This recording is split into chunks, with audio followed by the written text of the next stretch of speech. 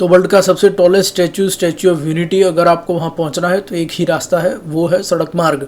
अगर आप हवाई जहाज़ से भी आएंगे तो नियरेस्ट एयरपोर्ट वडोदरा में उतर जाएंगे, लेकिन फिर तो वहाँ से यहाँ सड़क मार्ग से ही आएंगे। अगर आप रेलवे से आएंगे फिर भी आप वडोदरा उतर जाएंगे, तो वहाँ से तो खैर आप फिर सड़क मार्ग से ही स्टैच्यू ऑफ यूनिटी पहुँचेंगे। अगर आप गवर्नर है, चीफ मिनिस्टर है, प्राइम मिनिस्टर है, तभी आप हेलीकॉप्टर से डायरेक्ट हेलीपैड पे पहुँचेंगे यहाँ पे। अदरवाइज सभी लोगों के लिए यहाँ एकमात्र जरिया है आने का सड़क मार्ग। तो आप जब सड़क मार्ग से आएंगे तो निश्चित ही रूप से व्हीकल से आएंगे, चाहे बस हो चाहे कार हो, और वो आपको जैसे ही आप इस तरफ आएंगे पुलिस वाला आपको रोकेगा, आपको डायरेक्ट करेगा पार्किंग लॉट की तरफ। तो आप पार्किंग लॉट में अपना व्हीकल पार्क कर देंगे। बहुत बड़ा पार्किंग लॉट है। स्टैच्यू ऑफ यूनिटी की जो साइट है उसे 6 किलोमीटर दूर बना है, और ये पार्किंग लॉट के एक तरफ आप श्रेष्ठ भारत भवन देख पाएंगे, अंडर कंस्ट्रक्शन है, जल्दी ही तैयार हो जाएगा। ये वीडियो दिसंबर 2018 के स्टेटस का है, तो वो अंडर कंस्ट्रक्शन है श्रेष्ठ भारत भवन। लॉजिंग बोर्डिंग की वहाँ पे फैसिलिटी है, हो सकता है सिर्फ वीआईपीओ के लिए हो या फिर लिमेन के लिए है, वो देखना पड़ेगा आगे। और श्रेष्ठ भारत भवन का सर्विस जो विंग है वो आप देख पाएंगे। आप पार्किंग लॉट की एक तरफ टॉयलेट ब्लॉक्स देख पाएंगे जो कि रेडी है, और टॉयलेट ब्लॉक से सटा हुआ ही टिकट काउंटर है, नया टिकट काउंटर जो अभी ऑपरेशनल नहीं हुआ है दिसंबर 2018 के स्टेटस पे, लेकिन वो जल्द ही ऑपरेशनल हो जाएगा। ओल्ड टिकट काउंटर है वो पार्किंग लॉट के दूसरे तरफ है। तो आप पार्किंग लॉट की एक तरफ श्रेष्ठ भारत भवन और उसकी सर्विस विंग देखेंगे, दूसरी तरफ आप ये टिकट ब्लॉक देखेंगे जो अंडर कंस्ट्रक्शन है, नया बन रहा है, जल्द ही ऑपरेशनल हो जाएगा। आप टॉयलेट ब्लॉक्स देखेंगे जो ऑपरेशनल है, दूसरी तरफ आप ओल्ड टिकट विंडो देखेंगे। और पार्किंग लॉट के ठीक बाजू में ये जो 2 रास्ते हैं वहाँ पे आप देखेंगे कि बहुत सारी बसें आ रही है। Hope on hop of bus service उसका नाम है। लग्जरियस बसें हैं, अच्छी बसें हैं, एसी बसें हैं, और ये बस एक के पीछे एक लग जाती है, और उसके सटे हुए आप बड़ी क्यू देखेंगे। करीबन आपको ज़्यादा से ज़्यादा आधा से पौना घंटा हो सकता है ये क्यू में, और एक के बाद एक लोग बस में चढ़ते जाते हैं, टिकट देख के बस में एंट्री देते हैं, और उसी तरह से बस आगे चली जाती है। पीछे दूसरी बस आती है, कुल 60 बसेस है, तो एक के बाद एक आती ही जाती है, तो लाइन क्लियर होने में ज़्यादा देर नहीं लगती है। और आप देख पाएंगे कि यहाँ पे ये बड़ी ही रेप्यूटेड संस्था है नेशनली की, जो ये क्लीनिंग का काम करती है। राष्ट्रपति भवन में भी क्लीनिंग का काम वो करते हैं, पीएमओ में भी वो करते हैं, और बहुत संसद में वो करते हैं। बड़ी जानी मानी जगहों पर जो क्लीनिंग का काम करती है, उस एजेंसी को यहाँ पे क्लीनिंग का काम दिया गया है। तो आप देखेंगे कि काफ़ी क्लीनलीनेस अच्छी है। टॉयलेट ब्लॉक की भी हमने देखी, क्लीनलीनेस ठीक ठीक है, कुछ इतनी भी अच्छी नहीं है लेकिन इतनी बुरी भी नहीं है।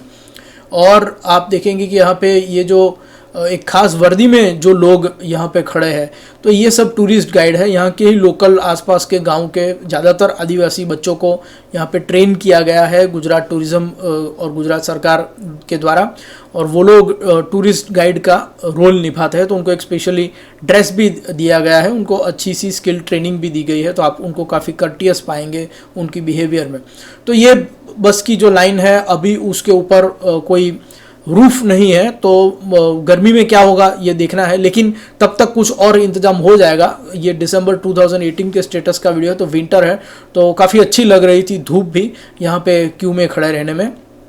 और यहाँ पे कुछ होर्डिंग्स लगे हैं, टिकट बोर्ड्स लगे हैं, आप देख सकते हैं कि उस पर सब इंस्ट्रक्शंस लिखी हुई है, और कि यहाँ के टिकट के रिलेटेड जो रूल्स है, अभी तो ये गुजराती में है, लेकिन क्योंकि ये नेशनल और इंटरनेशनल टूरिस्ट प्लेस है तो अंग्रेजी और हिंदी में भी होने चाहिए ये बोर्ड।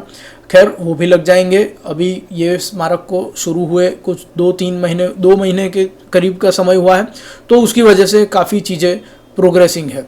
खैर अब आप बस में चढ़ गए हैं, आपकी टिकट देखने के बाद आपको बस में चढ़ाया गया। अगर आपने टिकट काउंटर से टिकट ली है या फिर आपने इंटरनेट पे एडवांस टिकट ली है और उसका आपके पास प्रिंट आउट है, तो वो चेक करके आपको अंदर बिठाया जाता है। अंदर आप देख सकते हैं कि एक गाइड, हर एक बस के अंदर एक गाइड दिया गया है। फिर से मैं कहूँगा कि इनकी जो स्पेशल वर्दी में जो गाइड है उनको स्किल ट्रेनिंग दी गई है टूरिज़्म रिलेटेड, टूरिस्ट को हैंडल करने के रिलेटेड। और ये आपको हर एक बस में एक गाइड मिल जाएगा जो उस बस में टूरिस्ट को सब इन्फॉर्मेशन देगा। तो ये पार्किंग लॉट जो है वो 6 किलोमीटर दूर है स्टैच्यू ऑफ यूनिटी की साइट से। इसका एक कारण यह है कि स्टैच्यू ऑफ यूनिटी की साइट के आसपास उतनी ज़मीन की जिसमें इतना बड़ा पार्किंग लॉट बन सके वो नहीं थी तत्काल रूप से।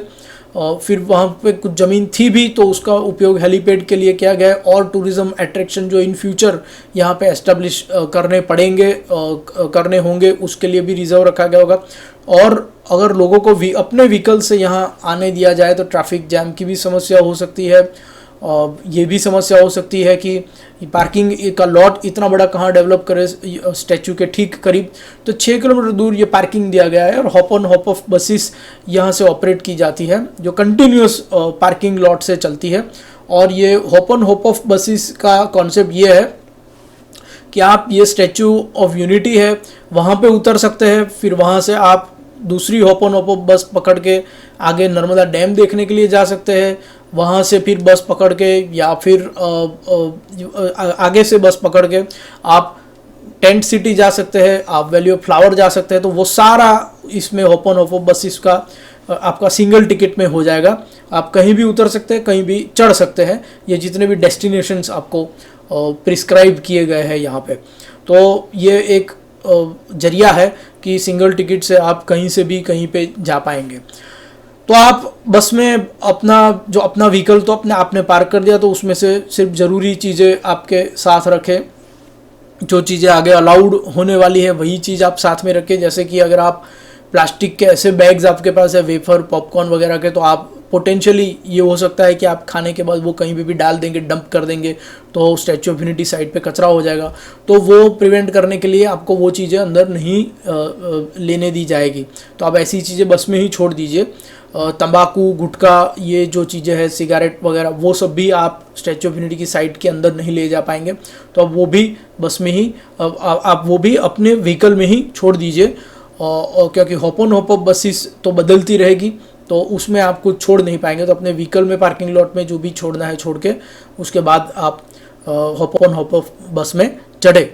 और अगर आप बस की राइट साइड बैठते हैं जो पार्किंग लॉट से स्टैचू ऑफ यूनिटी की साइड जाने के वक्त में, तो राइट साइड से आपको साइट सीइंग काफ़ी अच्छा रहेगा। बल्कि स्टैचू का पहला दर्शन भी आपको राइट साइड अगर आप बैठे हैं बस में तो आपको बस की खिड़की से होगा, और तभी आपके मुंह में से वाव शब्द निकल जाएगा।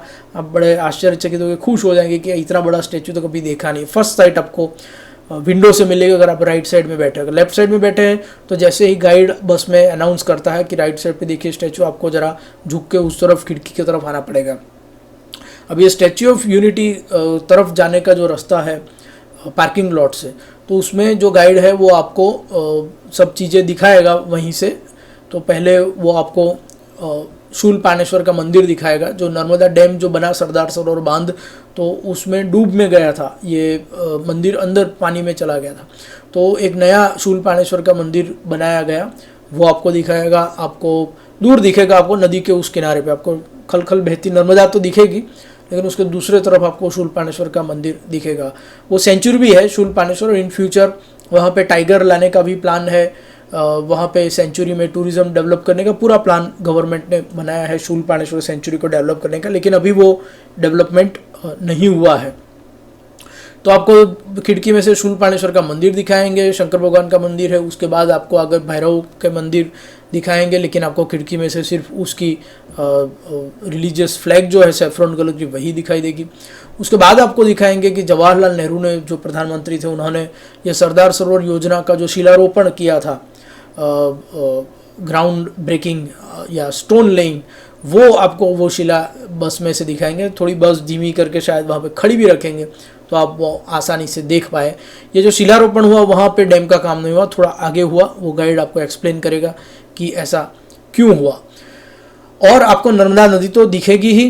कहा जाता है कि नर्मदा के दर्शन मात्र से ही पुण्य प्राप्त होता है, जबकि गंगा में आपको डुबकी लगानी पड़ती है। ये इसलिए कहा जाता है क्योंकि नर्मदा नदी में काफ़ी क्रोकोडाइल्स है, नर्मदा नदी में डूबने का भी इनकी भी संभावना रहती है।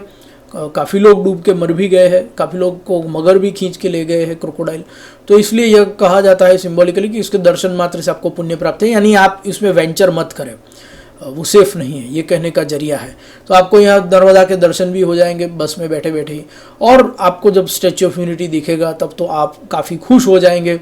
बस यू टर्न लेगी और स्टैचू ऑफ यूनिटी के पास आपको यहाँ पे ड्रॉप करेगी। अब स्टैच्यू ऑफ यूनिटी में ही hop on hop off buses आती जाती रहेगी। आप वहाँ से डैम चले जाए, वापस पार्किंग चले जाए, टेंट सिटी चले जाए, वैली ऑफ फ्लावर चले जाए, कहीं भी चले जाए, फिर वहाँ से बस पकड़ के वापस आए। जहाँ जहाँ पुलिस होगी, जहाँ जहाँ इंतजाम होगा, या फिर वॉलेंटियर्स हो गए या फिर उनके गाइड हो गए, वो अगर क्यू अच्छी तरह से फॉर्म करा रहे होंगे, वहाँ वहाँ आपको कोई प्रॉब्लम नहीं आएगा। जहाँ जहाँ वॉलेंटियर्स या कोई पुलिस वाला या कोई नहीं है, वहाँ पे फिर ये हम लोग अपनी धक्का मुक्की शुरू कर देंगे। तो ये भी अच्छी बात है कि ज़्यादातर लोग वॉलेंटियर्स होते हैं, यानी कि गाइड्स वगैरह, और क्यू फॉर्म करवाते हैं, तो इसकी वजह से बस में बैठना ज़्यादा दिक्कत वाला नहीं होता है। तो अब ये स्टैच्यू ऑफ यूनिटी के स्थल पर आप ये hope on hop off buses से आ जाएंगे, और यहाँ से जब आप पूरा स्टैच्यू देख लेंगे तो होप ऑन होप ऑफ बस पकड़ के फिर से आप कहीं और गंतव्य स्थान पे या वापस पार्किंग लॉट पे जा सकेंगे। स्टैच्यू ऑफ यूनिटी तक जाने के लिए आप इस बस नंबर 31 नंबर की बस है, और मेरा नाम हसमुख बारिया है।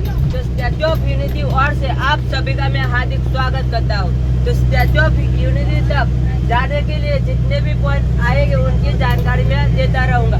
तो फर्स्ट पॉइंट आने वाला है शूलपानेश्वर टेम्पल, जो शिव का टेम्पल है। पहले सरदार सरोवर डैम के आगे था, पर सरदार सरोवर डैम की वजह से वो डूबने चला गया, इसीलिए यहाँ बनाया गया है। तो अपनी राइट साइड पे देख लीजिएगा, अपनी राइट साइड पे देख लीजिएगा, छोटा सा टेम्पल दिखाई देता होगा, वही शिव का टेम्पल है, शंकर भगवान का टेम्पल है।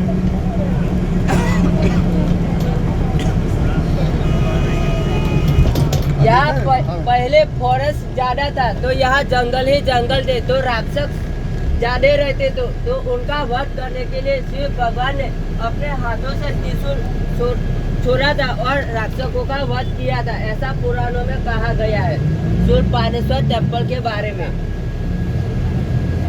जो नदी जा रही है, जो रिवर जा रही है, वही नर्मदा रिवर कहते हैं।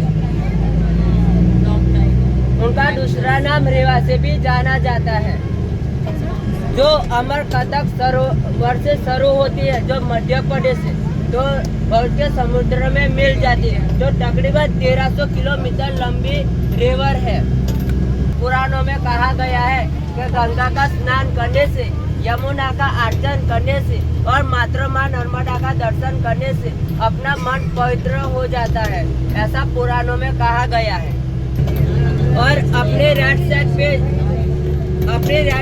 जो माउंटेन हम देख रहे हैं, जो पर्वतमाला हम देख रहे हैं, वही सतपुड़ा माउंटेन बोलते हैं, सतपुड़ा माउंटेन बोलते हैं। उनका रेंज छत्तीसगढ़ से शुरू होता है, तो यहाँ तक तकरीबन 900 किलोमीटर का पूरा रेंज है।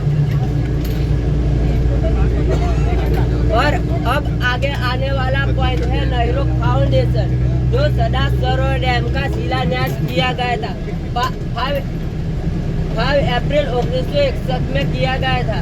आजाद देश के फर्स्ट प्राइम मिनिस्टर ने किया था। तो अपने राइट साइड पे देखने की कोशिश कीजिएगा, वो छोटा सा स्टोन है, जो नर्मदा योजना लिखा गया है, वही सरदार सरोवर डैम का शिलान्यास किया गया था। अपने राइट साइड पे देख लीजिएगा, छोटा सा स्टोन पे लिखा गया है नर्मदा योजना। तो बिल्कुल यही जगह पे सरदार सरोवर डैम का शिलान्यास किया था। तो सरदार सरोवर डैम यहाँ शिलान्यास किया गया था, तो यहाँ क्यों नहीं बनाया गया? क्योंकि यहाँ से सौराष्ट्र और राजस्थान तक पानी जा नहीं सकता था, यहाँ से पानी जा नहीं सकता था, इसीलिए यहाँ डैम बनाया गया नहीं। तो यहाँ से आगे 6 किलोमीटर आगे बनाया गया है।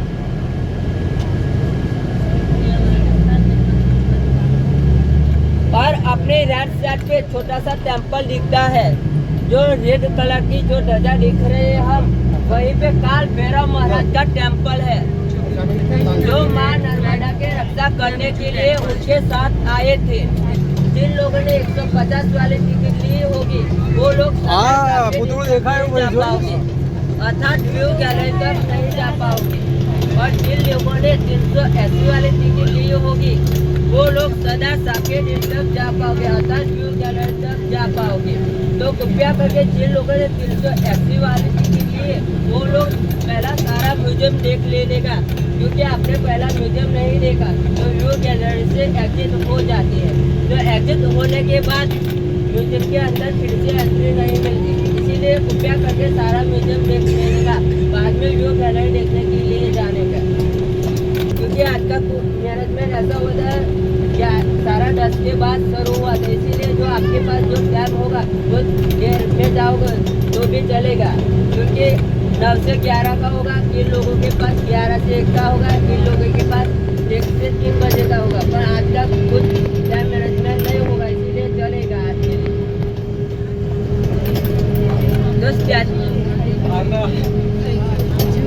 जो स्टैचू ऑफ यूनिटी हम देख रहे हैं वही नरेंद्र मोदी जी का सपना था, जो ड्रीम प्रोजेक्ट कहा जाता है, और साधु आइलैंड पे बनाया गया स्टैचू ऑफ यूनिटी का निर्माण किया गया, साधु आइलैंड पे किया गया है, में रखते हुए बनाया गया है। वाओ